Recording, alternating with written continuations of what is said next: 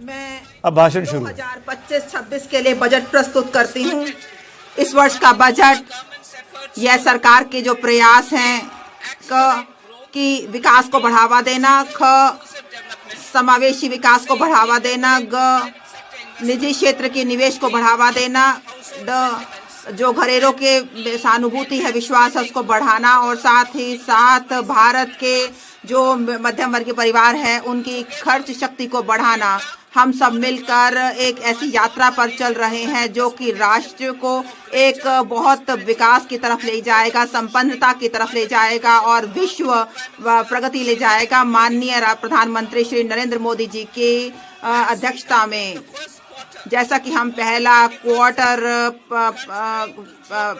खत्म करने जा रहे हैं, इसके साथ ही साथ हम विश्व विकास की तरफ जा रहे हैं जहां तक मीडियम टर्म का संबंध है। लेकिन जहां तक विकसित भारत की जो हमारी अपेक्षा है और साथ ही साथ वो काम जो कि हमने अपने सरकार के पहले 2 कार्यों में किया है, वह हमारे इस जो हमारी प्रगति की बात है उसको दर्शाता है। हमारी जो अर्थव्यवस्था है वह सभी प्रमुख वैश्विक अर्थव्यवस्थाओं के बीच सबसे तेजी से बढ़ने वाली अर्थव्यवस्था है। पिछले 10 वर्षों में हमारे विकास के ट्रैक रिकॉर्ड और ढांचागत सुधारों ने विश्व का ध्यान हमारी ओर खींचा है। इस अवधि के दौरान भारत की योग्यता और सामर्थ्य में भरोसा बढ़ता गया है। अगले 5 वर्षों को हम सभी क्षेत्रों के संतुलित विकास में तेजी लाते हुए सबका विकास को साकार करने के लिए अद्वितीय अवसर के रूप में देखते हैं। महान तेलुगु कवि और नाटककार गुरुजापा अप्पाराव ने कहा था,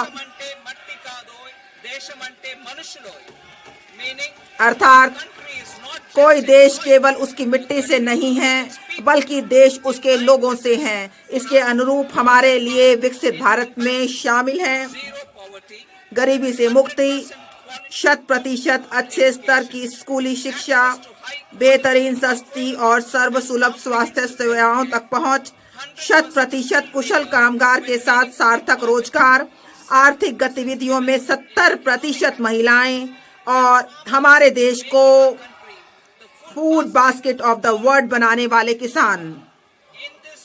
इस बजट में प्रस्तावित विकास उपाय गरीबी, युवा, अन्नदाता और नारी को ध्यान में रखकर 10 व्यापक क्षेत्रों तक फैला हुआ है। कृषि के विकास और उत्पादकता को गति प्रदान करना, ग्रामीण संपन्नता और अनुकूल निर्माण, समावेशी प्रगति के पथ पर सबको साथ लेकर चलना, भारत में विनिर्माण बढ़ाना और मेक इन इंडिया की ओर आगे ले जाना, MSME को सहायता देना, रोजगार द्वारा विकास को समर्थ बनाना, जनता, अर्थव्यवस्था और नवाचार में निवेश करना, ऊर्जा आपूर्तियां सुनिश्चित करना, निर्यात को बढ़ावा देना, नवाचार को पोषित करना। विकास की इस यात्रा के लिए हमारे 4 शक्तिशाली इंजन हैं: कृषि, MSME, निवेश और निर्यात। ईंधन है हमारे सुधार, हमारी मार्गदर्शक प्रेरणा है समावेशिता और लक्ष्य है विकसित भारत। इस बजट का उद्देश्य 6 क्षेत्रों में परिवर्तनकारी सुधार करना है। इनसे अगले 5 वर्ष की अवधि के दौरान हमारी विकास क्षमता और विश्व स्तर पर प्रतिस्पर्धा क्षमता बढ़ेगी। ये क्षेत्र हैं कराधान, विद्युत क्षेत्र, शहरी विकास, खनन, वित्तीय क्षेत्र और विनियामक सुधार। प्रथम इंजन के रूप में कृषि। अब मैं प्रथम इंजन के रूप में कृषि से शुरू करते हुए विशिष्ट प्रस्तावों की ओर बढ़ती हूँ।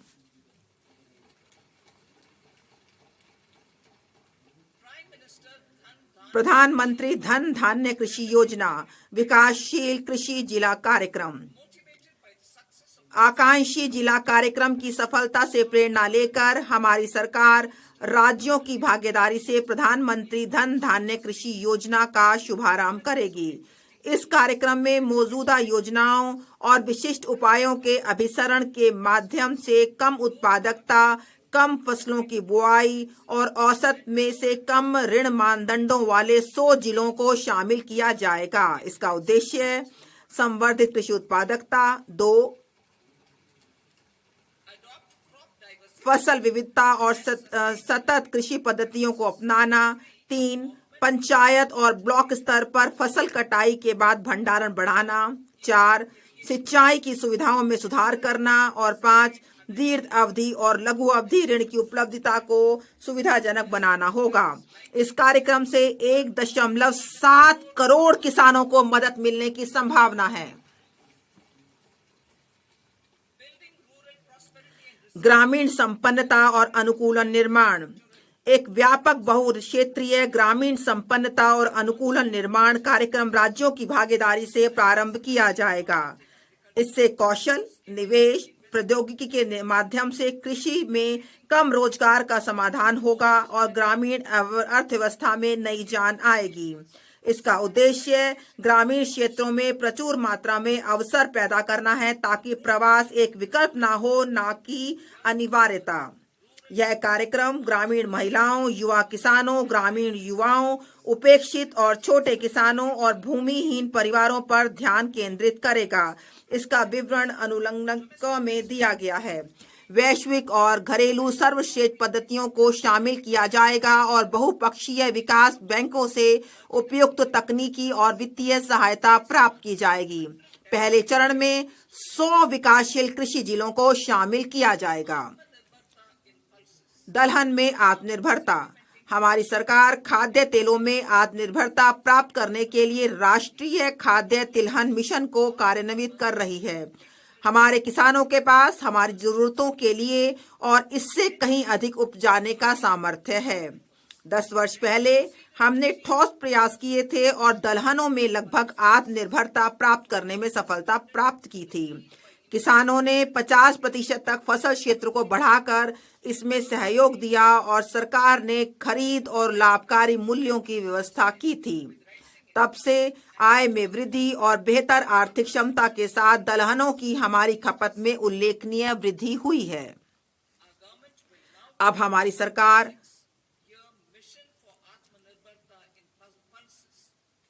तूर, उड़द और मसूर पर विशेष ध्यान के साथ 6 वर्षीय दलहनों में आत्मनिर्भरता मिशन प्रारंभ करेगी।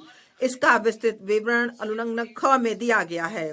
केंद्रीय एजेंसियों नेफेड और एनसीसीएफ में पंजीकरण और इनसे करार करने वाले किसानों से अगले 4 वर्षों के दौरान ये एजेंसियां इन 3 दलहनों की उतनी खरीद करने को तैयार रहेंगी जितनी उनके पास लाई जाएंगी। सब्जियों और फलों के लिए व्यापक कार्यक्रम। यह बात उत्साहवर्धक है कि हमारे लोग अपनी पोषण संबंधी आवश्यकताओं के बारे में भी लगातार जागरूक होते जा रहे हैं। यह समाज के स्वस्थ बनाने की निशानी है। आय के स्तरों को बढ़ाने के साथ सब्जियों, फलों और श्री अन्न का उपयोग अत्यधिक बढ़ रहा है। उत्पादन, प्रभावी आपूर्तियों, प्रसंस्करण और किसानों के लिए लाभकारी मूल्यों को बढ़ावा देने के लिए राज्यों की भागीदारी से एक व्यापक कार्यक्रम का शुभारंभ किया जाएगा। कार्यान्वयन के लिए उपयुक्त संस्थानिक तंत्र स्थापित किया जाएगा और किसान उत्पादक संगठनों और सहकारी समितियों की भागीदारी सुनिश्चित की जाएगी। बिहार में मखाना बोर्ड। इसके लिए बिहार के लोगों के पास एक विशेष अवसर है। मखानों का उत्पादन, प्रसंस्करण, मूल्य संवर्धन और विपणन में सुधार लाने के लिए बिहार में मखाना बोर्ड स्थापित किया जाएगा। इन कार्यक्रमों में लगे लोगों को एफपीओ में संगठित किया जाएगा। यह बोर्ड मखाना किसानों को पथ प्रदर्शन और प्रशिक्षण सहायता उपलब्ध कराएगा और यह सुनिश्चित करने के लिए भी कार्य करेगा कि उन्हें सभी संगत सरकारी योजनाओं के लाभ मिलें। राष्ट्रीय उच्च पैदावार बीज मिशन। राष्ट्रीय उच्च पैदावार बीज मिशन का कार्यान्वयन किया जाएगा, जिसका उद्देश्य 1 अनुसंधान परिवेश को बढ़ावा देना, 2 उच्च पैदावार, कीट प्रतिरोधी और जलवायु अनुकूलन के गुणों से संपन्न बीजों को लक्षित विकास और प्रचार करना, 3 जुलाई 2024 से जारी किए गए बीजों की 100 से अधिक किस्मों को वाणिज्यिक स्तर पर उपलब्ध कराना होगा। मत्स्य उद्योग। भारत मत्स्य उत्पादन और जलीय कृषि के क्षेत्र में विश्व भर में दूसरा सबसे बड़ा उत्पादक देश है। समुद्री खाद्य निर्यात का मूल्य 60,000 करोड़ है। समुद्री क्षेत्र की अनुप्रयुक्त संभावनाओं के द्वार खोलने के लिए हमारी सरकार अंडमान और निकोबार तथा लक्षद्वीप जैसे द्वीपों पर विशेष ध्यान देने के साथ भारतीय विशिष्ट आर्थिक क्षेत्र और गहरे समुद्र में सतत मछली पकड़ने को बढ़ावा देने के लिए अनुकूल फ्रेमवर्क लाएगी। कपास उत्पादकता मिशन। कपास उगाने वाले लाखों किसानों के लाभ के लिए कपास उत्पादकता मिशन की घोषणा करते हुए मुझे हार्दिक प्रसन्नता हो रही है। इस 5 वर्षीय मिशन से कपास कृषि की उत्पादकता और वहनीयता में पर्याप्त सुधार लाने में मदद मिलेगी और कपास की अधिक लंबे रेशे वाली किस्मों को बढ़ावा मिलेगा। किसानों को विज्ञान और प्रौद्योगिकी की सर्वोत्तम सहायता उपलब्ध कराई जाएगी। वस्त्र क्षेत्र के लिए हमारे 5F के समेकित विजन के अनुरूप इससे किसानों की आमदनी बढ़ाने में मदद मिलेगी और भारत के परंपरागत वस्त्र क्षेत्र में नई जान फूंकने के लिए गुणवत्तापूर्वक किसान की निरंतर आपूर्ति सुनिश्चित होगी। किसान क्रेडिट कार्ड के माध्यम से अधिक ऋण। किसान क्रेडिट कार्ड के सीसी से 7.7 करोड़ किसानों, मछुआरों और डेयरी किसानों को अल्पकालिक ऋणों की सुविधा मिलती है। संशोधित ब्याज सब्सिडी योजना के अंतर्गत किसान क्रेडिट कार्ड के माध्यम से लिए जाने वाले ऋणों के लिए ऋण सीमा 3 लाख से बढ़ाकर 5 लाख कर दी जाएगी। असम में यूरिया संयंत्र। यूरिया उत्पादन में आत्मनिर्भरता के लिए हमारी सरकार ने पूर्वी क्षेत्र में निष्क्रिय पड़े 3 यूरिया संयंत्रों में उत्पादन पुनः आरंभ किया है। यूरिया की आपूर्ति और अधिक बढ़ाने के लिए नामरूप असम में 12.7 लाख मैट्रिक टन की वार्षिक उत्पादन क्षमता वाला एक संयंत्र स्थापित किया जाएगा। 1.5 लाख ग्रामीण डाकघर वाले भारतीय डाक को भारतीय डाक पेमेंट बैंक और 2.4 लाख डाक सेवकों के विशाल नेटवर्क की सहायता से ग्रामीण अर्थव्यवस्था के उत्प्रेरक के रूप में कार्य करने के लिए तैयार किया जाएगा। इसका विवरण अनुलग्न ग में दिया गया है। भारतीय डाक को विशाल सार्वजनिक लॉजिस्टिक संगठन के रूप में बदला जाएगा। इससे विश्वकर्माओं, नए उद्यमियों, महिलाओं, स्व सहायता समूहों, सूक्ष्म, लघु और मध्यम उद्यमों तथा बड़े कारोबारी संगठनों की बढ़ती आवश्यकताओं की पूर्ति होगी। एनसीडीसी को सहायता। हमारी सरकार सहकारी क्षेत्र के लिए एनसीडीसी के ऋण कार्यों के लिए सहायता प्रदान करेगी। दूसरे इंजन के रूप में सूक्ष्म, लघु और मध्यम उद्यम। अब मैं दूसरे इंजन के रूप में सूक्ष्म, लघु और मध्यम उद्यमों की ओर बढ़ती हूँ, जिनसे 5.7 करोड़ MSME पर ध्यान के साथ विनिर्माण और सेवाएं शामिल हैं। MSME के लिए वर्गीकरण मानदंड में संशोधन। वर्तमान में 7.5 करोड़ लोगों को रोजगार देने वाले और हमारे विनिर्माण में 36% का योगदान करने वाले 1 करोड़ से अधिक पंजीकृत MSME मिलकर भारत को वैश्विक विनिर्माण केंद्र बनाने के प्रयास कर रहे हैं। ये MSME अपने गुणवत्तापूर्ण उत्पादकों के साथ हमारे निर्यात में 45% योगदान कर रहे हैं।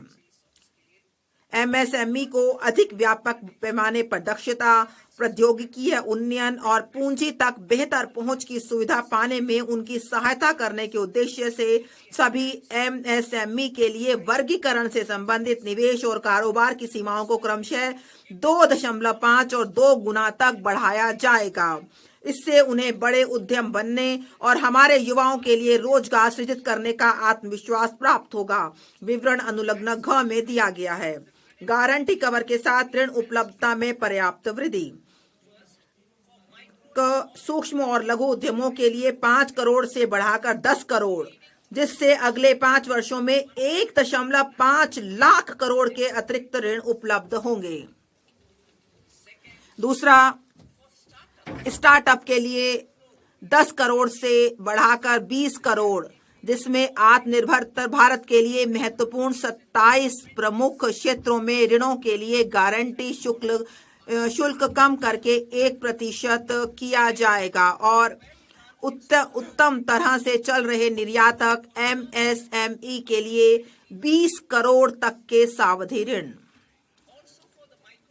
सूक्ष्म उद्यमों के लिए क्रेडिट कार्ड। हम उद्यम पोर्टल पर पंजीकृत सूक्ष्म उद्यमों के लिए 5 लाख की सीमा वाले विशेष अनुकूल क्रेडिट कार्ड शुरू करेंगे। पहले वर्ष में 10 लाख कार्ड जारी किए जाएंगे।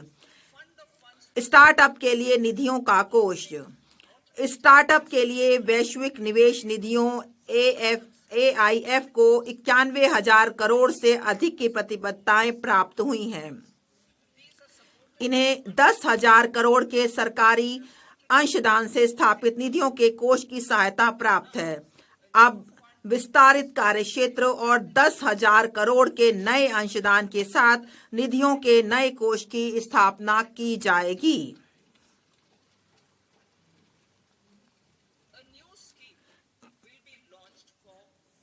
पहली बार उद्यमों के लिए नई योजना 5 लाख महिला, अनुसूचित जाति और अनुसूचित जनजाति के उद्यमों के लिए एक नई योजना शुरू की जाएगी। इससे अगले 5 वर्षों के दौरान 2 करोड़ तक का सावधि ऋण उपलब्ध होगा। इस योजना में सफल स्टैंड अप इंडिया स्कीम से प्राप्त अनुभवों को शामिल किया जाएगा। उद्यमशीलता और प्रबंधकीय कौशलों के लिए ऑनलाइन क्षमता निर्माण कार्यक्रम भी आयोजित किए जाएंगे। श्रम सघन क्षेत्रों के लिए उपाय। श्रम सघन क्षेत्रों में रोजगार और उद्यमशीलता के अवसरों को बढ़ावा देने के लिए हमारी सरकार विशिष्ट नीतिगत और सहायक उपाय करेगी।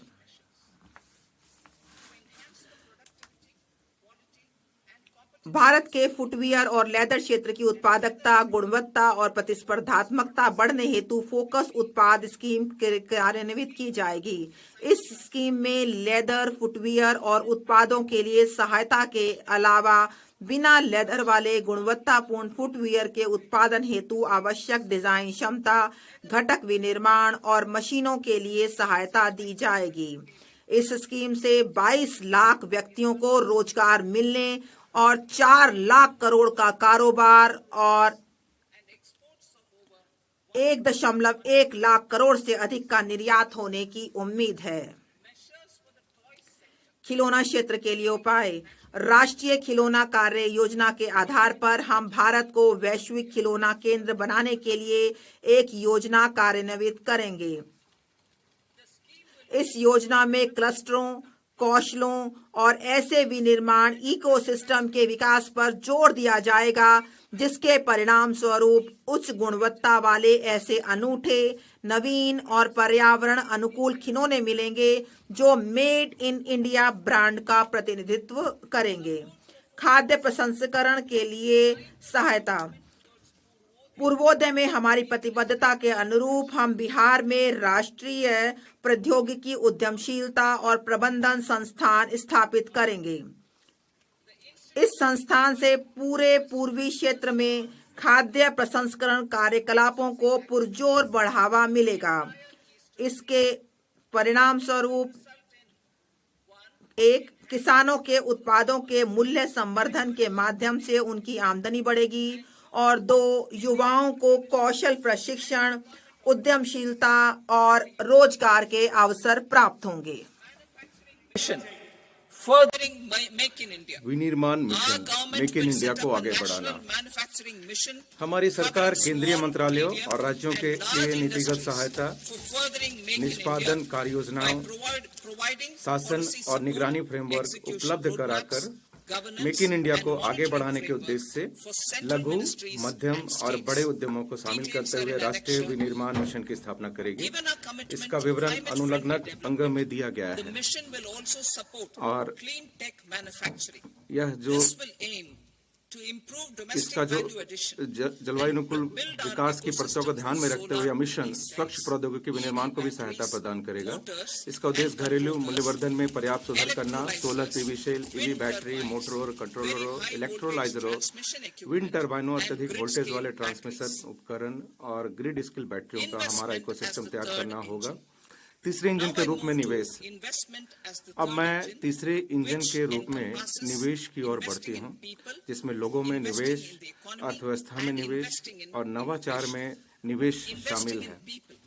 लोगों में निवेश, सक्षम आंगनवाड़ी और पोषण 2.0, सक्षम आंगनवाड़ी और पोषण 2.0 कार्यक्रम देश भर में 8 करोड़ से अधिक बच्चों,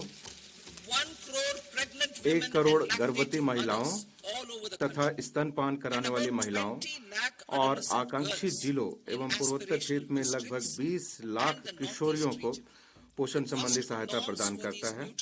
इस पोषण संबंधी सहायता के लिए लागत मानदंडों को समुचित रूप से बढ़ाया जाएगा।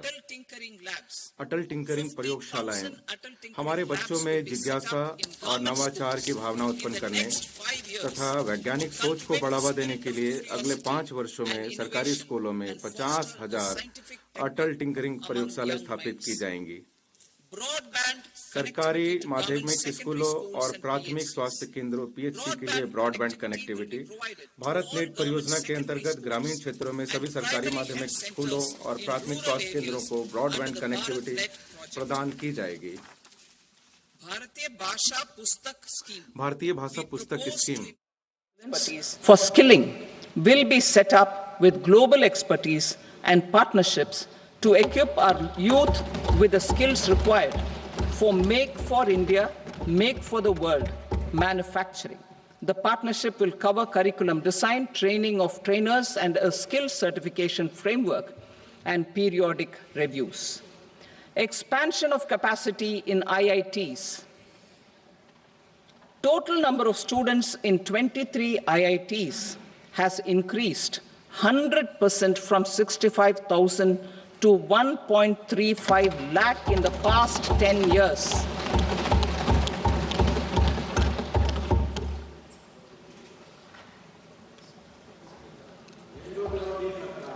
Additional infrastructure will be created in the 5 IITs started after 2014 to facilitate education for 6,500 more students. Hostel and other infrastructure capacity at IIT Patna will also be expanded.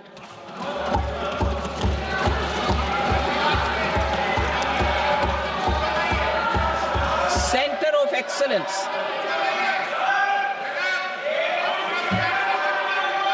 Center of Excellence in AI for Education. I had announced 3 centers of excellence in artificial intelligence for agriculture, health, and sustainable cities in 2023. Now a center of excellence in artificial intelligence for education will be set up with a total outlay of 500 crores. Expansion of medical education. Our government has added almost 1.1 lakh undergraduate and postgraduate medical education seats in 10 years, an increase of 130%. In the next year, 10,000 additional seats will be added in medical colleges and hospitals towards the goal of adding 75,000 seats in the next 5 years.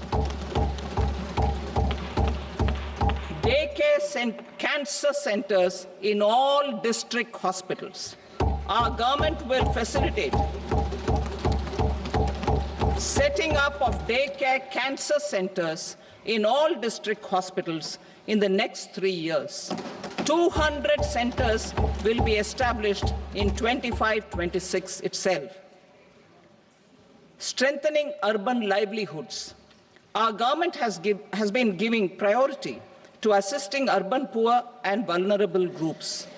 A scheme for socio-economic upliftment of urban workers will be implemented to help them improve their incomes, have sustainable livelihoods, and a better quality of life. PM Swanidhi scheme has benefited more than 68 lakh street vendors, giving them respite from high-interest informal sector loans.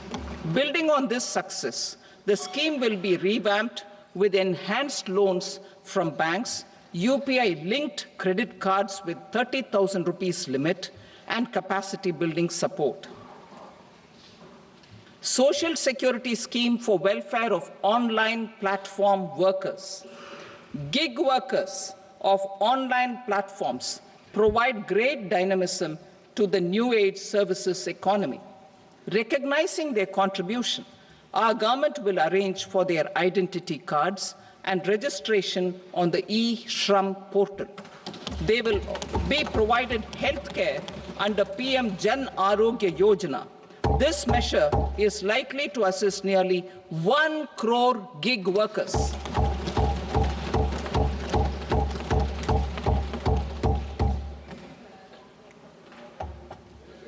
Investing in the economy, public-private partnership in infrastructure. Each infrastructure-related ministry will come up with a 3-year pipeline of projects that can be implemented in PPP mode. States will also be encouraged to do so and can seek support from the crore कामगारों को सहायता मिलने की उम्मीद है।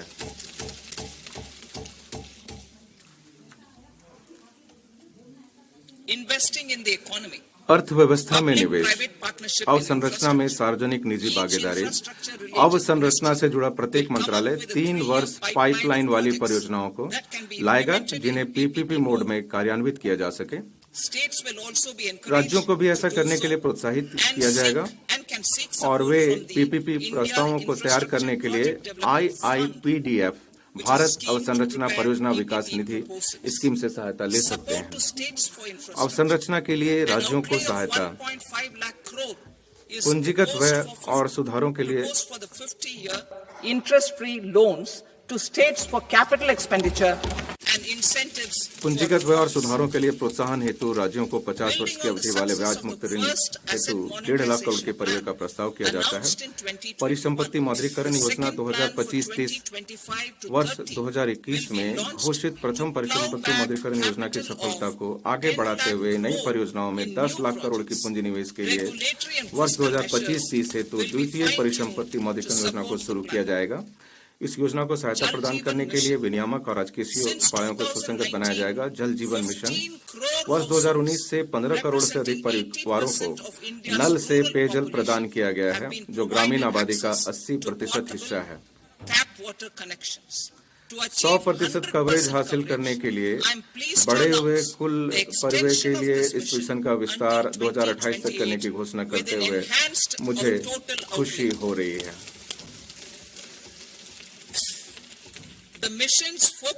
इस mission का मुख्य उद्देश्य ध्यान अवसंरचना की गुणवत्ता और जन भागीदारी के माध्यम से ग्रामीण क्षेत्र में पाइप से जल आपूर्ति योजना के प्रचालन और रखरखाव ONM पर होगा। राज्यों संघ राज्य क्षेत्रों के साथ पृथक समझौता ज्ञापनों पर हस्ताक्षर किया जाएगा ताकि इसकी निरंतरता और नागरिक केंद्रित जल सेवा सुपुर्दगी को सुनिश्चित किया जा सके। शहरी क्षेत्र सुधार जुलाई के बजट प्रस्तावों को आगे बढ़ाते हुए शासन, नगरपालिका सेवाओं, शहरी भूमि और आयोजना से संबंधित शहरी क्षेत्र सुधारों को प्रोत्साहित किया जाएगा। शहरी चुनौती निधि जुलाई के बजट में घोषित विकास केंद्रों के रूप में शहरों का सृजनात्मक पुनर्विकास और जल एवं स्वच्छता के लिए प्रस्तावों को कार्यान्वित करने हेतु सरकार 1 लाख करोड़ की शहरी चुनौती निधि स्थापित करेगी।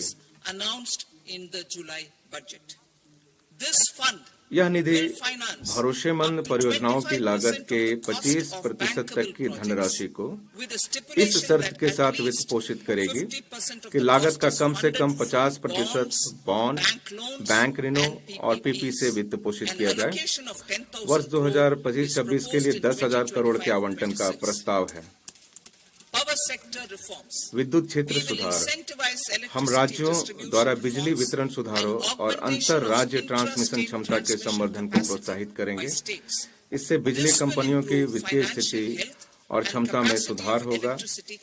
राज्यों को इन सुधारों पर कार्य करने पर GSDP की 0.5% अतिरिक्त उधारी की अनुमति दी जाएगी।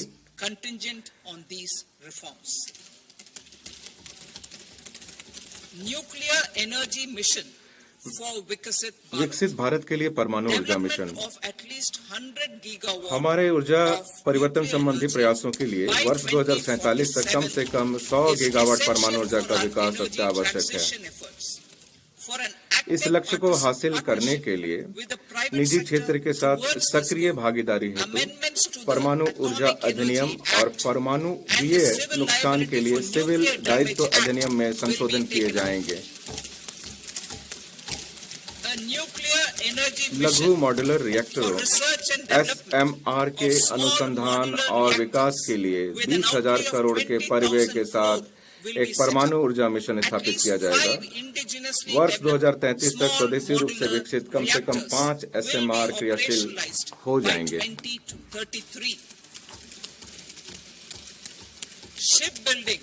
पोत निर्माण, लागत संबंधी हानियों के समाधान के लिए पोत निर्माण वित्तीय सहायता नीति को नवीकृत किया जाएगा। इसमें चक्रीय अर्थव्यवस्था को बढ़ावा देने के लिए भारतीय यार्डों में शिप ब्रेकिंग के लिए क्रेडिट नोट भी शामिल होंगे। अवसंरचना सुसंगत मास्टर लिस्ट HML में निर्दिष्ट आकार से अधिक बड़े जलपोतों को शामिल किया जाएगा। जलपोतों की रेंज, श्रेणियों और क्षमता को बढ़ाने के लिए शिप बिल्डिंग क्लस्टरों को सुविधा प्रदान की जाएगी। इसमें संपूर्ण इकोसिस्टम का विकास करने के लिए अतिरिक्त अवसंरचना सुविधाएं, कौशल और प्रौद्योगिकी भी शामिल होगी। सामुद्रिक विकास निधि, सामुद्रिक उद्योग के लिए दीर्घावधिक वित्त पोषण के लिए 25,000 करोड़ की निधि के साथ एक सामुद्रिक विकास निधि स्थापित की जाएगी। यह निधि वितरित सहायता और प्रतिस्पर्धा को प्रोत्साहन करने के लिए होगी।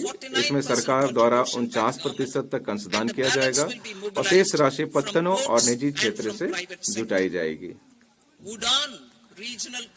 उड़ान क्षेत्रीय कनेक्टिविटी स्कीम, उड़ान ने 1.5 करोड़ मध्य वर्गीय लोगों को तीव्र यात्रा करने की उनकी आकांक्षाओं को पूरा करने में समर्थ बनाया है। इस स्कीम ने 88 हवाई अड्डों को जोड़ा है और 619 रूटों को क्रियाशील बनाया है। इस सफलता से प्रेरित होकर एक संशोधित उड़ान स्कीम शुरू की जाएगी ताकि अगले 10 वर्षों में 120 नए गंतव्यों तक क्षेत्रीय कनेक्टिविटी को बढ़ाया जा सके और 4 करोड़ यात्रियों को ऐसी परिवहन सुविधा दी जा सके। यह योजना पर्वतीय, आकांक्षी और पूर्वोत्तर क्षेत्र के जिलों में हेलीपैड और छोटे हवाई अड्डों को भी सहायता प्रदान करेगी।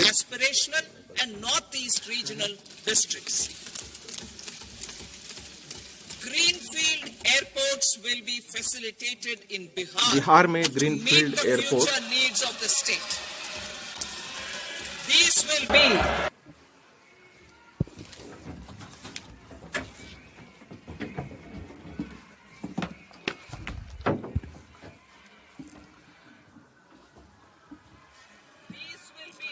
बिहार में ग्रीनफील्ड एयरपोर्टों की सुविधा प्रदान की जाएगी ताकि राज्य की भावी आवश्यकताओं को पूरा किया जा सके। ये पटना एयरपोर्ट और बिहटा में डाउनफील्ड एयरपोर्ट की क्षमता के विस्तार के अलावा होंगे। मिथिलांचल में पश्चिमी कोसी नहर परियोजना, पश्चिमी कोसी नहर ERM परियोजना के लिए वित्तीय सहायता प्रदान की जाएगी, जिससे बिहार के मिथिलांचल क्षेत्र में 50,000 हेक्टेयर से अधिक भूमि पर बड़ी संख्या में खेती करने वाले किसानों को लाभ होगा।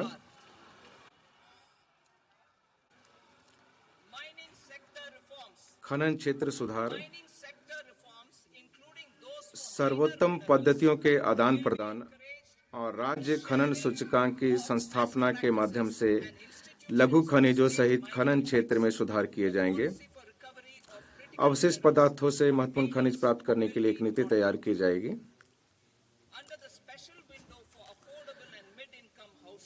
स्वामी निधि 2 किफायती और मध्यम आय आवास के लिए विशेष विंडो स्वामी के अंतर्गत विशिष्ट आवास परियोजनाओं से 50,000 आवासीय इकाइयों का निर्माण पूरा कर लिया गया है और घर खरीदने वालों को इनकी चाबियां सौंप दी गई हैं। अन्य 40,000 इकाइयों का निर्माण कार्य वर्ष 2025 में पूरा कर लिया जाएगा, जिससे उन मध्य वर्गीय परिवारों को मदद मिलेगी जो ऋण पर EMI का भुगतान कर रहे थे और साथ ही अपने वर्तमान आवास में रहने के लिए किराए का भुगतान भी कर रहे थे। इस सफलता से प्रेरित होकर सरकार बैंकों और निजी निवेशकों के अंशदान के साथ एक मिश्रित वित्तीय सुविधा के रूप में स्वामी निधि 2 बनाई जाएगी। 15,000 करोड़ के इस निधि का लक्ष्य अन्य 1 लाख इकाइयों को शीघ्र पूरा करना है। निजी क्षेत्र के लिए गति शक्ति डाटा पीपीपी को आगे बढ़ाने और परियोजना की रूपरेखा तैयार करने में निजी क्षेत्र की सहायता करने के लिए पीएम गति शक्ति पोर्टल से संगत डाटा और मानचित्र प्राप्त करने की सुविधा प्रदान की जाएगी। रोजगार प्रेरित विकास के लिए पर्यटन, देश में शीर्ष 50 पर्यटन स्थलों को राज्यों की भागीदारी से चैलेंज मोड माध्यम से विकसित किया जाएगा। महत्वपूर्ण अवसंरचना के निर्माण के लिए भूमि की व्यवस्था राज्यों द्वारा की जाएगी। उन स्थलों के होटलों के अवसंरचना एचएमएल में शामिल किया जाएगा।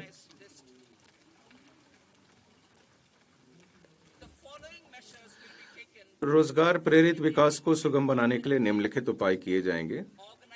आतिथ्य प्रबंधन संस्थानों सहित हमारे युवाओं के लिए गहन कौशल विकास कार्यक्रमों का आयोजन, होम स्टे के लिए मुद्रा ऋण प्रदान करना, पर्यटन स्थलों में यात्रा की सुगमता और संपर्क में सुधार करना, पर्यटकों हेतु सुख सुविधाएं, स्वच्छता और विपणन संबंधी प्रयासों सहित प्रभावी पर्यटन स्थल प्रबंधन के लिए राज्यों को निष्पादन संबंध प्रोत्साहन प्रदान करना और कुछ पर्यटक समूह के लिए वीजा शुल्क छूट के साथ साथ ई वीजा की सुविधाओं को सुव्यवस्थित करना। जुलाई के बजट में आध्यात्मिक और धार्मिक महत्व वाले स्थानों पर जोर देने के क्रम को आगे बढ़ाते हुए भगवान बुद्ध के जीवन काल से संबंधित स्थलों पर विशेष ध्यान दिया जाएगा।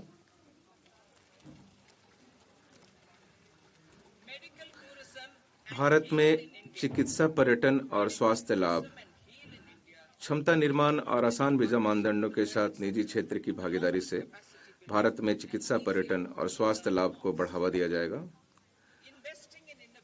नवाचार में निवेश, अनुसंधान, विकास और नवाचार। जुलाई के बजट में घोषित निजी क्षेत्र से प्रेरित अनुसंधान, विकास और नवाचार पहलों को कार्यान्वित करने के लिए मैं अब 20,000 करोड़ आवंटित कर रही हूं।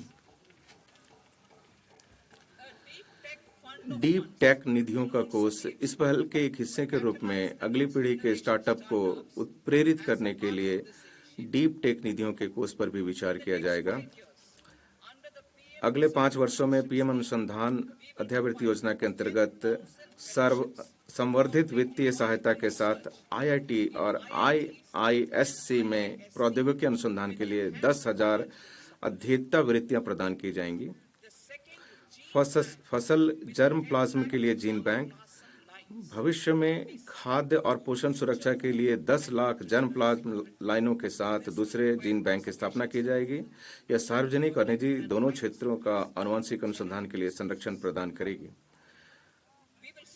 राष्ट्रीय भूस्थानिक मिशन, हम बुनियादी भूस्थानिक अवसंरचना और डाटा विकसित करने के लिए राष्ट्रीय भूस्थानिक मिशन शुरू करेंगे। पीएम गति शक्ति का उपयोग करते हुए यह मिशन भू अभिलेखों, शहरी योजना और अवसंरचनात्मक परियोजनाओं के डिजाइन के आधुनिकीकरण में सुविधा प्रदान करेगी। ज्ञान भारत मिशन शैक्षणिक संस्थाओं, संग्रहालयों, पुस्तकालयों और निजी संग्रहकर्ताओं के साथ हमारी पांडुलिपि और सर्वेक्षण, दस्तावेजीकरण और संरक्षण के लिए ज्ञान भारतम मिशन शुरू किया जाएगा, जिसमें 1 करोड़ से अधिक पांडुलिपियों को शामिल किया जाएगा।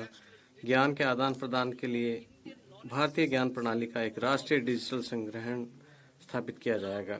अब मैं चौथे इंजन के रूप में निर्यात की तरफ बढ़ती हूँ। हम क्षेत्रीय और मंत्रालयीय लक्ष्यों के साथ एक निर्यात संवर्धन मिशन शुरू करेंगे, जिसे वाणिज्य मंत्रालय, एमएसएमई मंत्रालय और वित्त मंत्रालय द्वारा संयुक्त रूप से चलाया जाएगा। इससे निर्यात ऋण तक आसान पहुंच और क्रॉस बॉर्डर फैक्टरिंग सहायता की सुविधा प्राप्त होगी और एसएमई को विदेशी बाजारों में गैर टैरिफ की समस्या का सामना करने में मदद मिलेगी। भारत ट्रेड नेट व्यापार प्रलेखीकरण और वित्त पोषण समाधानों के लिए एक एकीकृत प्लेटफॉर्म के रूप में अंतर्राष्ट्रीय व्यापार हेतु भारत ट्रेड नेट नामक एक डिजिटल सार्वजनिक अवसंरचना स्थापित की जाएगी। ये एकीकृत लॉजिस्टिक्स इंटरफेस प्लेटफॉर्म में सहयोग प्रदान करेगी।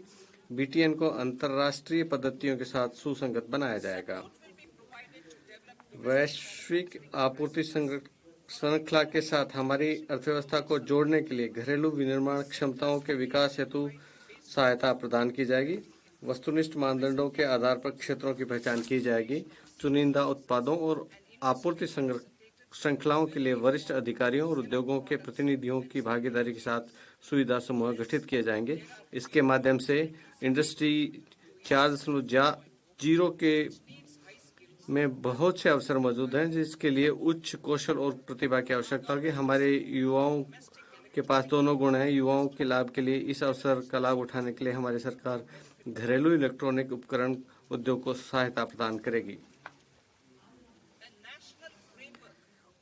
जीसीसी के लिए राष्ट्रीय फ्रेमवर्क। उभरते हुए टीयर 2 शहरों में वैश्विक क्षमता केंद्रों को बढ़ावा देने में राज्यों का मार्गदर्शन करने के लिए एक राष्ट्रीय फ्रेमवर्क तैयार किया जाएगा। ये प्रतिभा और अवसंरचना की उपलब्धता को बढ़ाने, भवन उपनियम सुधारों के लिए उपायों और उद्योगों के साथ सहयोग हेतु एक तंत्र का सुझाव देगा। हमारी सरकार उच्च मूल्य के शीघ्र खराब होने वाले बागवानी उत्पादों सहित एयर कार्गो हेतु अवसंरचना और भंडार गृह के उन्नयन के लिए सुविधा प्रदान करेगी।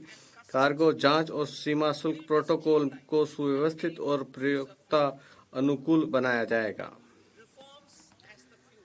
अब मैं इंजन के रूप में सुधारों की तरफ बढ़ती हूं और विशेष सुधारों का उल्लेख करूंगी। पिछले 10 वर्षों में हमारी सरकार ने करदाताओं की सुविधाओं के लिए बहुत से सुधार किए हैं, जैसे कि अप्रत्यक्ष कर निर्धारण, दूसरा करदाता चार्टर, तीसरा त्वरित विवरणी, चौथा स्वकर निर्धारण पर लगभग 99% विवरणी, पांचवा विवाद से विश्वास से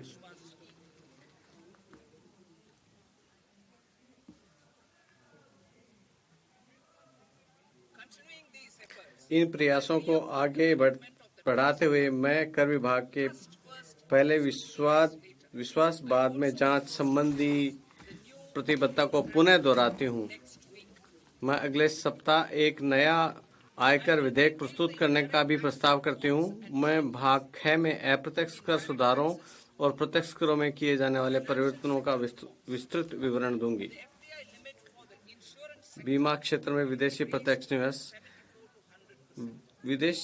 बीमा क्षेत्र में विदेशी प्रत्यक्ष निवेश को 74% से बढ़ाकर 100% किया जाएगा। ये संवर्धित सीमा उन कंपनियों के लिए उपलब्ध होगी जो भारत में संपूर्ण प्रीमियम का निवेश करेंगी। विदेशी निवेश से संबद्ध मौजूद सीमाओं और प्रतिबद्धताओं की समीक्षा की जाएगी और उन्हें सरलीकृत किया जाएगा। भारतीय डाक भुगतान बैंक की सेवाओं को ग्रामीण क्षेत्रों में दूर तक पहुंचाया जाएगा और इनका विस्तार किया जाएगा। NABFID अवसंरचना के लिए कॉरपोरेट बॉन्ड हेतु एक आंशिक ऋण संवर्धन सुविधा स्थापित करेगा। सार्वजनिक क्षेत्र में बैंक SHG सदस्यों और ग्रामीण क्षेत्र के लोगों की ऋण आवश्यकताओं को पूरा करने के लिए ग्रामीण क्रेडिट स्कोर फ्रेमवर्क विकसित करेंगे। पेंशन उत्पादों के विनियमित समन्वय और विकास के लिए फोरम की स्थापना की जाएगी। KYC प्रक्रिया को सरल बनाने के संबंध में की गई घोषणा के कार्यान्वयन के लिए 2025 में केंद्रीय KYC रजिस्ट्रार का पुनरुद्धार किया जाएगा। हम आवधिक अद्यतनीकरण के लिए एक सुव्यवस्थित प्रणाली लागू करेंगे। कंपनियों के विलय के लिए त्वरित अनुमोदन संबंधी आवश्यकताओं और प्रक्रियाओं को तर्कसंगत बनाया जाएगा। शीघ्र विलय के दायरे में भी विस्तार किया जाएगा और प्रक्रिया को सरल बनाया जाएगा। अंतरिम बजट में ये प्रस्तावित हमने वर्ष 2024 में 2 देशों के साथ द्विपक्षीय निवेश संधियों पर हस्ताक्षर किए। सतत विदेशी निवेश को बढ़ावा देने और फर्स्ट डेवलप इंडिया की भावना से मौजूद मॉडल BIT का पुनरुद्धार करके इसे और अधिक निवेश अनुकूल बनाया जाएगा। विनियामक सुधार।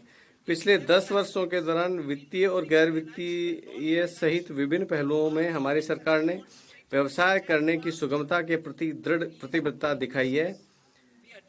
हम ये सुनिश्चित करने के लिए संकल्पित हैं कि हमारे विनियमन प्रौद्योगिकी नवाचारों और वैश्विक नीतिगत विकास के साथ सामंजस्य स्थापित करें।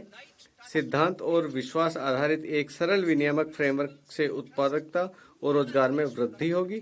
इस फ्रेमवर्क के माध्यम से हम पुराने कानूनों को के तहत बनाए गए विनियमों को अद्यतन करेंगे।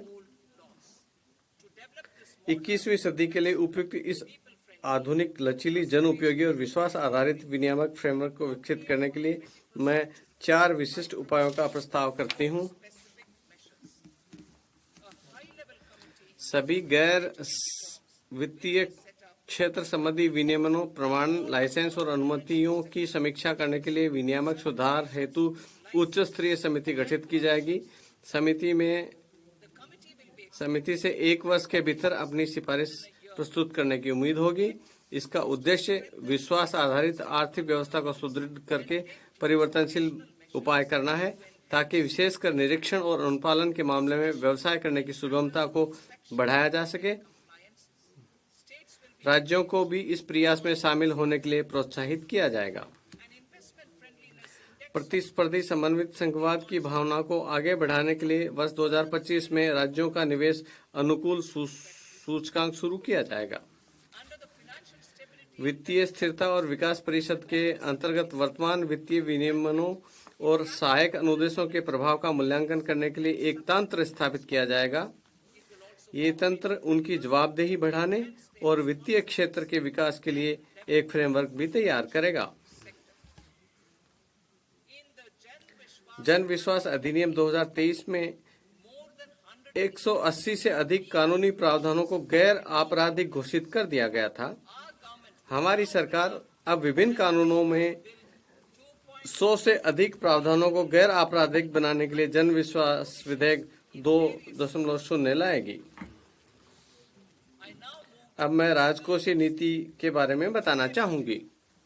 जुलाई के बजट में मैंने राजकोषीय सुदृढ़ीकरण के मार्ग पर बने रहने की प्रतिबद्धता जताई थी। हम राजकोषीय घाटे को प्रत्येक वर्ष इस प्रकार से रखने का प्रयास करेंगे कि केंद्रीय सरकार का ऋण जीडीपी के प्रतिशत के रूप में गिरते क्रम में बना रहे। अगले 6 वर्षों के लिए रोडमैप का विस्तृत ब्यौरा FRBM विवरण में दिया गया है। संशोधित अनुमान उधारियों के अलावा कुल प्राप्तियों का संशोधित अनुमान 31.47 लाख करोड़ है, जिसमें से निवल कर प्राप्तियां 25.57 लाख करोड़ है। कुल व्यय का संशोधित अनुमान 47.16 लाख करोड़ है, जिसमें से पूंजीगत व्यय लगभग 10.18 लाख करोड़ है।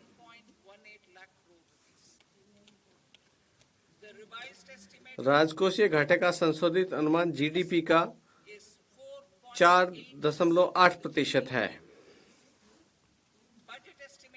बजट अनुमान वर्ष 2025-26 में उधारियों के अतिरिक्त कुल प्राप्तियां और कुल व्यय क्रमशः 34.96 लाख करोड़ तथा 50.65 लाख करोड़ रुपए रहने का अनुमान है। निवल कर प्राप्तियां 28.37 लाख करोड़ रहने का अनुमान है। राजकोषीय घाटा जीडीपी का 4.4% रहने का अनुमान है।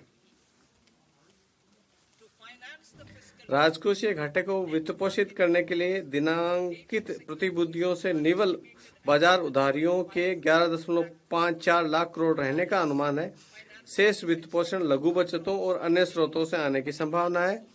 सकल बाजार उधारियां 14.82 लाख करोड़ रहने का अनुमान है।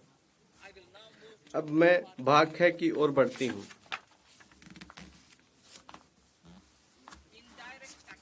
अप्रत्यक्ष कर। सीमा शुल्क से संबंधित मेरे प्रस्तावों का उद्देश्य टैरिफ संरचना को युक्तिसंगत बनाना है और शुल्क प्रतिलोम का समाधान करना है। इससे घरेलू विनिर्माण और मूल्य संवर्धन को सहायता मिलेगी, निर्यात को बढ़ावा मिलेगा, व्यापार सुविधाजनक बनेगा और आम आदमी को राहत भी मिलेगी। जुलाई 2024 के बजट में घोषित सीमा शुल्क दर संरचना की व्यापक समीक्षा के भाग के रूप में मैं 7 टैरिफ दरों को हटाने का प्रस्ताव करती हूँ। ये 2023-24 के बजट में हटाई गई थी। 7 टैरिफ दरों से के अतिरिक्त हैं। इसके बाद शेष बची टैरिफ दरें शून्य दर पर सहित 8 रह जाएंगी। दूसरा, मोटे तौर पर प्रभावी शुल्क दायित्व बनाए रखने के लिए कुछ मदों जहां ऐसे दायित्व मामूली रूप से कम होगा को छोड़कर उपयुक्त कर लगाने का प्रस्ताव करती हूं। तीसरा, एक से अधिक उपकर अथवा अधिभार नहीं लगाने का प्रस्ताव करती हूं। इसलिए मैं उपकर के अधीन 82 टैरिफ लाइनों पर समाज का कल्याण अधिभार से छूट देने का प्रस्ताव करती हूं। मैं अब क्षेत्र विशिष्ट प्रस्ताव प्रस्तुत करती हूँ। औषधि और दवाओं पर आयात पर राहत। मैं रोगियों, विशेष रूप से कैंसर, असाधारण रोगों और अन्य गंभीर जीर्ण रोगों से पीड़ित रोगियों को राहत देने के लिए 36 जीवन रक्षक औषधियों और दवाओं को बुनियादी सीमा शुल्क से पूरी तरह छूट देने का प्रस्ताव करती हूँ। मैं 6 जीवन रक्षक दवाओं को 5% के रियायती सीमा शुल्क वाली दवाओं की सूची में शामिल करने का प्रस्ताव करती हूँ। पूर्ण रूप और रियायती शुल्क उपयुक्त के निर्माताओं के लिए थोक औषधियों पर भी इसी प्रकार ये लागू होंगे। औषधियों कंपनियों द्वारा चलाए जाने वाले रोगियों सहायता कार्यक्रमों के अंतर्गत विशिष्ट औषधियां और दवाएं BCD से पूरी तरह छूट प्राप्त हैं, बशर्ते कि दवाओं की आपूर्ति रोगियों को निःशुल्क की जाए। मैं 13 नए रोगी सहायता कार्यक्रम के साथ साथ 37 अन्य दवाओं को इसमें शामिल करने का प्रस्ताव करती हूँ। घरेलू विनिर्माण और मूल्य वर्धन को सहायता। महत्वपूर्ण खनिज। जुलाई 2024 के बजट में मैंने 25 ऐसे महत्वपूर्ण खनिजों पर BCD से पूरी तरह से छूट दी थी जो घरेलू तौर पर उपलब्ध नहीं है। मैंने 2 अन्य ऐसे खनिजों पर भी BCD कम की थी ताकि विशेष रूप से MSME द्वारा उनकी प्रोसेसिंग को बड़ा प्रोत्साहन दिया जा सके। अब मैं कोबाल्ट पाउडर और लिथियम आयन बैटरी, पारा, जिंक और 12 अन्य महत्वपूर्ण खनिजों के अपशिष्ट एवं अवशिष्ट पर पूरी तरह से छूट का प्रस्ताव करती हूँ। इससे भारत के विनिर्माण के लिए उनकी उपलब्धता सुनिश्चित करने तथा हमारे युवाओं को लिए अधिक रोजगार उपलब्ध कराने में मदद मिलेगी। मैं प्रतिस्पर्धी मूल्यों पर तकनीकी वस्त्र उत्पादों जैसे कृषि वस्त्रों, चिकित्सा वस्त्रों, भू वस्त्रों के घरेलू उत्पादन को बढ़ावा देने के लिए पूरी तरह से छूट का प्रस्ताव। वस्त्र मशीनरी की सूची में 2 अन्य प्रकार के शटल रहित करघों को शामिल करने का प्रस्ताव करती हूँ। मैं नो टैरिफ लाइन के द्वारा कवर किए गए बुने वस्त्रों पर 10% अथवा 20% के BCD दर को संशोधित कर 20% अथवा 115 रुपये प्रति किलोग्राम जो भी अधिक हो करने का भी प्रस्ताव करती हूँ। हमारे मेक इन इंडिया नीति के अनुसार और प्रतिलोम शुल्क संरचना को ठीक करने के लिए मैं इंटरेक्टिव फ्लैट पैनल डिस्प्ले पर BCD को 10% से बढ़ाकर 20% करने और ओपन सेल तथा अन्य घटकों पर BCD को कम करके 5% का प्रस्ताव करती हूँ। वर्ष 2023-24 के बजट में मैं LCD, LED टेलीविजन के ओपन सेल के विनिर्माताओं के लिए ओपन सेल के पुर्जों पर BCD को 5% से कम करके 2.5% कर दिया था। ऐसे ओपन सेल के विनिर्माताओं को और बढ़ावा देने के लिए हम इन पुर्जों पर BCD छूट प्राप्त होगी। Lithium ion battery. मैं इलेक्ट्रॉनिक वाहनों के बैटरी के विनिर्माण के लिए 35 अतिरिक्त पूंजी वस्तुओं और मोबाइल फोन बैटरी विनिर्माण के लिए 28 अतिरिक्त पूंजी वस्तुओं को छूट प्राप्त पूंजीगत वस्तुओं की सूची में शामिल करने का प्रस्ताव करती हूँ। इससे मोबाइल और इलेक्ट्रॉनिक वाहन दोनों के लिए लिथियम आयन बैटरी के घरेलू विनिर्माण को बढ़ावा मिलेगा। पौध परिवहन क्षेत्र। ये मानते हुए कि पौध परिवहन में उत्पादन शुरू करने से पहले की लंबी अवधि होती है, मैं जलपोतों के विनिर्माण के लिए कच्चे माल, घटकों, उपभोज्यों तथा पुर्जों पर अगले 10 वर्षों तक BCD से छूट जारी रखने का प्रस्ताव करती हूँ।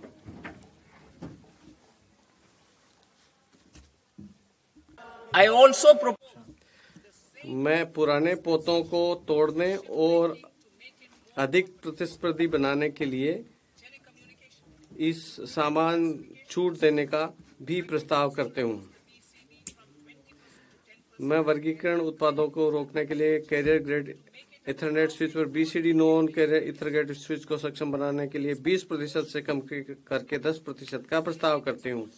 हस्तशिल्प के निर्यात को बढ़ावा देने के लिए मैं निर्यात की समयावधि को 6 महीने से बढ़ाकर 1 वर्ष करने का प्रस्ताव करती हूँ, जिससे आवश्यकता पड़ने पर आगे और 3 महीने के लिए बढ़ाया जा सकता है। मैं शुल्क मुक्त इनपुट की सूची में 9 और मदों को शामिल करने का भी प्रस्ताव करती हूँ।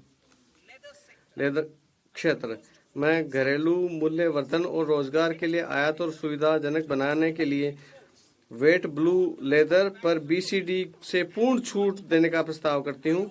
मैं छोटे चर्म शोधकों द्वारा निर्यात को सुविधाजनक बनाने के लिए क्रस्ट लेदर को 20% निर्यात शुल्क से छूट देने का भी प्रस्ताव करती हूँ। समुद्री उत्पाद, वैश्विक समुद्री खाद्य व्यापार को भारत की प्रतिस्पर्धात्मकता को बढ़ाने के लिए विनिर्माण हेतु फ्रोजन फिश पेस्ट और इसके जैसे उत्पादों के निर्यात पर BCD को 30% से घटाकर 5% करने का प्रस्ताव करती हूँ। मैं मछलियों और झींगों का आहार बनाने के लिए फिश हाइड्रोसिलेट पर BCD को 15% से घटाकर 5% करने का प्रस्ताव करती हूँ। जुलाई 2024 के बजट में वायुयानों और जलयानों के लिए घरेलू MRO के विकास को बढ़ावा देने के लिए मैंने मरम्मत के लिए आयातित विदेशी मूल की वस्तुओं को निर्यात की समय सीमा 6 महीने से बढ़ाकर 1 वर्ष की थी, जिसे आगे 1 वर्ष के लिए और बढ़ाया जा सकता है। अब मैं रेल सुविधाओं के लिए भी इसी छूट का प्रस्ताव भी करती हूँ। वर्तमान में समय सीमा शुल्क अधिनियम 1962 में प्रोविजनल कर निर्धारणों को अंतिम रूप देने के लिए किसी समय सीमा का प्रावधान नहीं है, जिससे व्यापार में अनिश्चितता रहेगी और लागत बढ़ेगी। व्यवसाय करने की सुगमता को बढ़ावा देने के उपाय के रूप में मैं प्रोविजनल कर निर्धारण को अंतिम रूप देने के लिए 2 वर्षों की समय सीमा तय करने का प्रस्ताव करती हूँ, जिसे 1 वर्ष के लिए बढ़ाया जा सकता है। मैं एक नया प्रावधान शुरू करने का प्रयास करती हूँ, जिसे आयातक या निर्यातक माल की मंजूरी के बाद स्वेच्छा से महत्वपूर्ण तथ्यों की घोषणा कर सकें और जुर्माने के बिना ब्याज सहित शुल्क का भुगतान कर सकें। इससे स्वैच्छिक अनुपालन को प्रोत्साहन मिलेगा। तथापि ये प्रावधान उन मामलों पर लागू नहीं होगा जिनमें विभाग पहले ही लेखा परीक्षा या अन्वेषण कार्रवाई शुरू कर चुका है। उद्योगों को अपनी आयातों की बेहतर योजना बनाने के उद्देश्य से मैं संगत नियमों में आयातित इनपुट के अंतिम उपयोग की समय सीमा 6 महीने से बढ़ाकर 1 वर्ष करने का प्रस्ताव करती हूँ। इससे लागत और आपूर्ति की अनियमितता को ध्यान में रखते हुए प्रचालन संबंधी लचीलापन मिलेगा। इसके अलावा ऐसे आयातकों को मासिक विवरण के बजाय अब केवल तिमाही विवरण दाखिल करना होगा।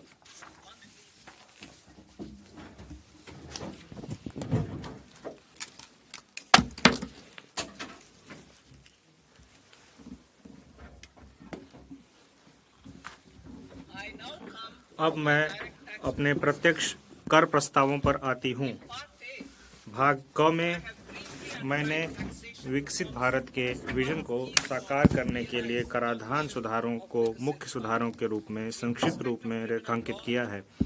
आपराधिक विधि के संबंध में हमारी सरकार ने हाल ही में भारतीय दंड संहिता के स्थान पर भारतीय न्याय संहिता को अधिनियमित किया है। मुझे इस सम्मानित सदन और देश को यह बताते हुए हर्ष हो रहा है कि नया आयकर विधेयक भी न्याय की इसी भावना को आगे बढ़ाएगा। यह नया विधेयक अध्यायों और शब्दों की दृष्टि से वर्तमान विधि की अपेक्षा आधे से कम एवं पाठ रूप में सुस्पष्ट और प्रत्यक्ष होगा। यह करदाताओं और कर प्रशासन के लिए समझने में आसान होगा, जिससे कर सुनिश्चितता आएगी और मुकदमेबाजी कम होगी।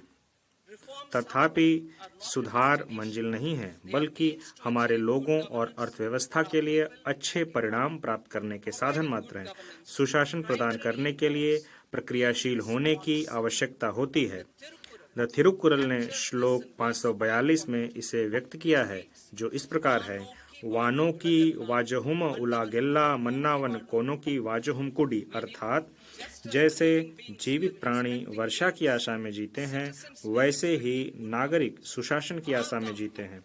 हमारी सरकार इस बात के लिए प्रतिबद्ध है कि जमीनी हकीकत पर पैनी नजर रखते हुए और स्थितियों का गहन जायजा लेते हुए उचित प्रक्रिया की जाए और इसके साथ ही राष्ट्र निर्माण के हमारे प्रयासों के साथ संतुलन भी बनाए रखा जाए।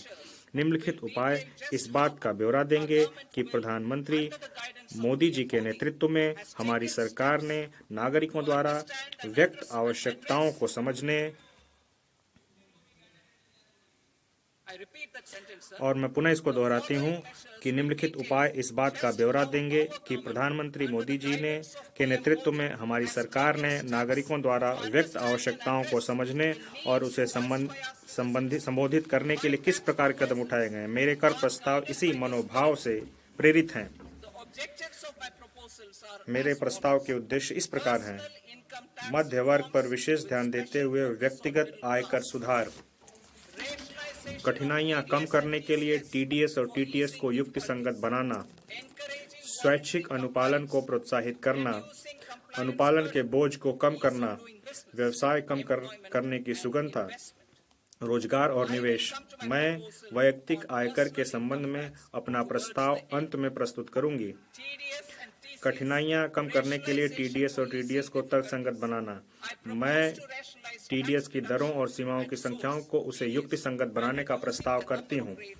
इसके अलावा बेहतर स्पष्टता और एकरूपता के लिए टीडीएस हेतु राशि की सीमा बढ़ाई जा रही है।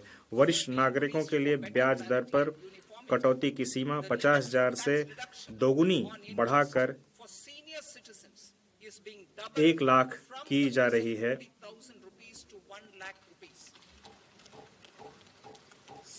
इसी प्रकार किराए पर टीडीएस के लिए वार्षिक सीमा जो कि 2.40 लाख से बढ़ाकर 6 लाख कर दी गई है। इससे टीडीएस देयता वाले लेन देनों की संख्या में भारी कमी आएगी और भुगतान पाने वाले छोटे करदाता लाभान्वित होंगे। भारतीय रिजर्व बैंक की उदारीकृत धन संप्रेषण स्कीम के अंतर्गत धन संप्रेषणों पर टीसीएस की सीमा को 7 लाख से बढ़ाकर 10 लाख कर दिया गया है। मैं शिक्षा प्रयोजनों के लिए उन धन संप्रेषणों पर टीसीएस को हटाने का प्रस्ताव भी करती हूं जहां ऐसे धन संप्रेषण निर्दिष्ट वित्तीय संस्था से लिए गए ऋण से हों। माल बिक्री से जुड़े हुए किसी भी लेन देन पर टीडीएस और टीसीएस दोनों लागू किए जा रहे हैं। अनुपालन से जुड़ी हुई कठिनाइयों से बचने के लिए मैं टीसीएस को हटाने का प्रस्ताव करती हूं। मैं यह भी प्रस्ताव करती हूं कि अब उच्च टीडीएस कटौती के प्रावधान केवल गैर पैन मामलों पर ही लागू होंगे। जुलाई 24 में विवरणी दाखिल करने की नियत तारीख तक टीडीएस के भुगतान में विलंब और गैर आपराधिक कर दिया गया था। मैं टीसीएस प्रावधानों के लिए भी इसी छूट का प्रावधान करने का प्रस्ताव करती हूं। माननीय प्रधानमंत्री मोदी जी के नेतृत्व में हमारी सरकार सबका साथ, सबका विकास, सबका विश्वास और सबका प्रयास के मंत्र में आस्था रखती है। इसी के अनुरूप हम उन करदाताओं द्वारा स्वैच्छिक अनुपालन के वर्ष 2022 में विवरणी को अद्यतन करने की सुविधा लेकर आए जिन्होंने सही आय की सूचना देने में चूक की हो।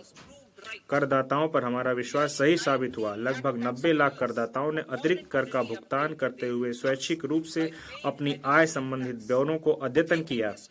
इस विश्वास को आगे बढ़ाते हुए मैं अब किसी भी कर निर्धारण वर्ष के लिए अद्यतन विवरणी दाखिल करने की समय सीमा को मौजूदा 2 वर्ष से बढ़ाकर 4 वर्ष करने का प्रस्ताव करती हूं।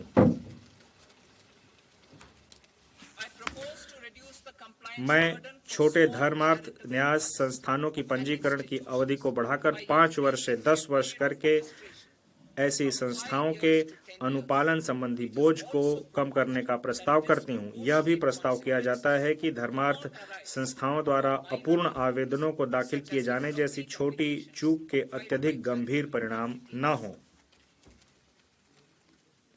वर्तमान में करदाता कतिपय शर्तों को पूरा करके ही अपने स्वामित्व वाली संपत्तियों के लिए शून्य वार्षिक मूल्य का दावा कर सकते हैं। करदाताओं को हो रही कठिनाइयों को देखते हुए बिना शर्त के ऐसी 2 संपत्तियों के लाभ की अनुमति प्रदान करने का प्रस्ताव किया जाता है। मैं अंतरण मूल्य की प्रक्रिया को कारगर बनाने और वार्षिक जांच का एक विकल्प मुहैया कराने हेतु 3 वर्षों की ब्लॉक अवधि के लिए अंतर्राष्ट्रीय लेन देन के मामलों में आर्म्स लेंथ मूल्य निर्धारण करने हेतु एक योजना शुरू करने का प्रस्ताव करती हूं। यह योजना सर्वोत्तम वैश्विक पद्धतियों के अनुरूप होगी। अंतर्राष्ट्रीय कराधान में विवादों को कम करने और निश्चितता को बनाए रखने की दृष्टि से सेफ हार्बर नियमों के दायरे को विस्तार किया जा रहा है। वर्तमान में अनेक वरिष्ठ और अति वरिष्ठ नागरिकों के पास बहुत पुराने NSS खाते हैं। चूंकि ऐसे खातों पर अब कोई ब्याज देय नहीं है, अतः मैं 29 अगस्त 2024 को या उसके पश्चात व्यक्तियों द्वारा राष्ट्रीय बचत स्कीम को किए गए आहरण पर छूट प्रदान करने का प्रस्ताव करती हूं।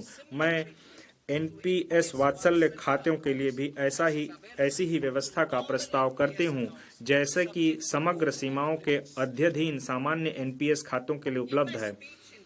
जुलाई 2024 में मेरे भाषण में मैंने वचन दिया था कि अपीलीय आदेशों को प्रभावी करने सहित सभी प्रक्रियाओं को अगले 2 वर्षों में डिजिटलाइज करते हुए इन्हें कागज रहित कर दिया जाएगा। मुझे यह घोषणा करते हुए प्रसन्नता हो रही है कि डिजिटलीकरण को क्रियाशील किया जा रहा है। जुलाई 2024 में हम अपील में लंबित आयकर विवादों के समाधान के लिए विवाद से विश्वास स्कीम लेकर आए थे। इस स्कीम को बहुत अच्छी प्रतिक्रिया मिली और लगभग 33,000 करदाताओं ने अपने विवादों के समाधान के लिए इस स्कीम का लाभ उठाने का प्रस्ताव किया है। निवेश और रोजगार बढ़ाने के लिए मेरे पास कुछ प्रस्ताव हैं। उन अनिवासियों के लिए प्रकल्पित कराधान व्यवस्था का प्रस्ताव किया जाता है जो ऐसे निवासी कंपनियों को सेवाएं प्रदान करते हैं जो इलेक्ट्रॉनिक विनिर्माण सुविधा स्थापित या संचालित करती हैं। इसके अलावा मैं उन अनिवासियों की कर निश्चितता के लिए एक सेफ हार्बर शुरू करने का प्रस्ताव करती हूं जो निर्दिष्ट इलेक्ट्रॉनिकी विनिर्माण इकाइयों को आपूर्ति के लिए घटकों का भंडारण करते हैं। वर्तमान में टन भार कर स्कीम केवल समुद्र में जाने वाले जहाजों के लिए उपलब्ध है। देश में अंतर्देशीय जल परिवहन को बढ़ावा देने के लिए मौजूदा टन भार कर स्कीम के लाभों को भारतीय जलयान अधिनियम 2021 के अंतर्गत पंजीकृत अंतर्देशीय जलयानों के लिए भी विस्तारित करने का प्रस्ताव किया जाता है। हम भारतीय स्टार्टअप को सहायता जारी रख रहे हैं। मैं 5 वर्षों तक निगमन की अवधि का विस्तार करने का प्रस्ताव करती हूं ताकि स्टार्टअप को उपलब्ध लाभों को 1/4/2030 से पहले निगमित होने वाले स्टार्टअप को प्रदान किया जा सके। IFSC में अतिरिक्त कार्यकलापों को आकर्षित और प्रोत्साहित करने के लिए मैं अन्य बातों के साथ साथ IFSC में स्थापित जलयान लीजिंग इकाइयों, बीमा कार्यालयों, वैश्विक कंपनियों के ट्रेजरी केंद्रों के लिए विशिष्ट लाभों का प्रस्ताव कर रही हूं। इसके अलावा IFSC में प्रारंभ करने की निर्णायक तारीख को भी लाभ का दावा करने के लिए 5 वर्षों तक बढ़ाकर 31/3/2030 तक कर दिया गया है। श्रेणी 1 और श्रेणी 2 AIF अवसंरचना और ऐसे ही अन्य क्षेत्रों में निवेश कर रही है। मैं इन निकायों को प्रतिभूतियों से होने वाले लाभों पर कराधान की निश्चितता प्रदान करने का प्रस्ताव करती हूँ। सॉवरेन धन निधियों और पेंशन निधियों द्वारा अवसंरचना के क्षेत्र में वित्त पोषण को बढ़ावा देने के लिए मैं निवेश की तारीख को 5 वर्ष से बढ़ाकर 31 मार्च 2030 तक बढ़ाने का प्रस्ताव करती हूँ।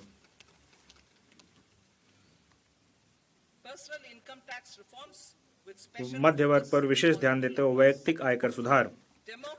विकसित भारत की ओर हमारी यात्रा में लोकतंत्र, जननांगिकी और मांग हमारे मुख्य सहायक स्तंभ हैं। मध्य वर्ग भारत के विकास के लिए शक्ति प्रदान करता है। प्रधानमंत्री मोदी जी के नेतृत्व में सरकार ने राष्ट्र निर्माण में मध्य वर्ग की सराहनीय ऊर्जा और क्षमता में हमेशा विश्वास जताया है।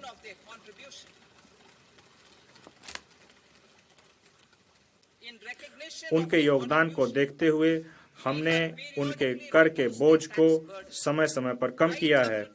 2014 के बाद तुरंत शून्य कर स्लैब को बढ़ाकर 2.5 लाख कर दिया गया था, जिसे 2019 में बढ़ाकर 5 लाख कर दिया गया, 2023 में 7 लाख कर दिया गया। यह मध्य वर्ग की करदाताओं पर हमारी सरकार के विश्वास को दर्शाता है।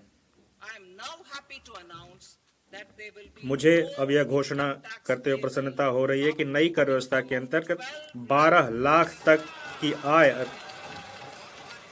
अर्थात विशिष्ट दर आय जैसे पूंजीगत लाभ को छोड़कर 1 लाख प्रतिमाह की औसत पर कोई आयकर देय नहीं होगा।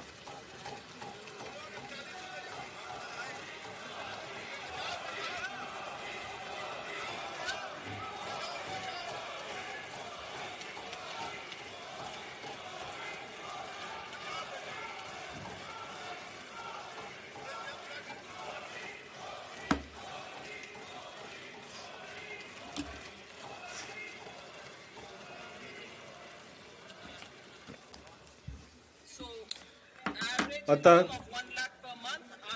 1 लाख अर्थात विशिष्ट आय दर जैसे पूंजीगत लाभ को छोड़कर नए व्यवस्था में यह जो लिमिट है वो 12.75 लाख की होगी वेतनभोगी करदाताओं के लिए, जो कि वर्तमान में 75,000 की मानक कटौती के कारण है।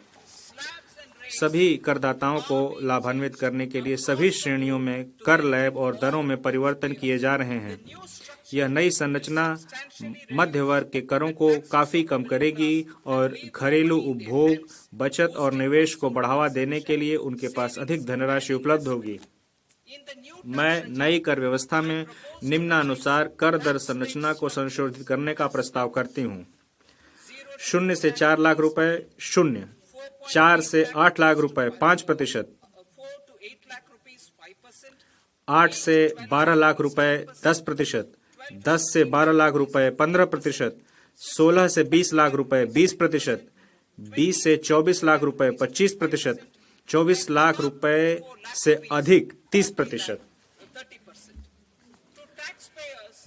12 लाख तक की आय वाले करदाताओं के लिए विशिष्ट आय दर को छोड़कर जैसे कैपिटल गेन स्लैब, मैं फिर से पढ़ती हूँ, 12 लाख तक की आय वाले करदाताओं के लिए विशिष्ट आय दर को छोड़कर जैसे कैपिटल गेन, जो स्लैब दर में कटौती के कारण होने वाले लाभ के अलावा कर में छूट इस ढंग से प्रदान की जा रही है कि उनके द्वारा कर का कोई भुगतान नहीं किया जाएगा। आय के विभिन्न दरों में स्लैब दर संबंधी परिवर्तनों और छूट के कुल कर लाभ को उदाहरणों के साथ दर्शाया जा सकता है। नई कर व्यवस्था में 12 लाख की आय वाले करदाता को कर में 80,000 रुपए का लाभ होगा, जो कि पुरानी कर दरों के अनुसार उसके देय कर का 100% होगा। 18 लाख रुपए की आय वाले व्यक्ति को कर में, जो कि 18 लाख की आय प्राप्त कर रहा है, उसको 70,000 रुपए, जो कि पुरानी कर दरों के अनुसार देय कर का 30% होगा, का लाभ होगा। जो 25 लाख की आय वाले व्यक्ति को 1,10,000 रुपए, जो कि पुरानी कर दरों के अनुसार 25% का होगा, का लाभ होगा। मेरे कर प्रस्तावों के प्रस्ताव अनुलग्नक में दिए गए हैं। इन प्रस्तावों के परिणाम स्वरूप प्रत्यक्ष करों में लगभग 1 लाख करोड़ और प्रत्यक्ष कर में और अप्रत्यक्ष करों में लगभग 2600 करोड़ का परित्याग होगा। माननीय अध्यक्ष महोदय, इसके साथ ही मैं इस बजट को सदन के सम्मुख रखती हूँ। जय हिंद।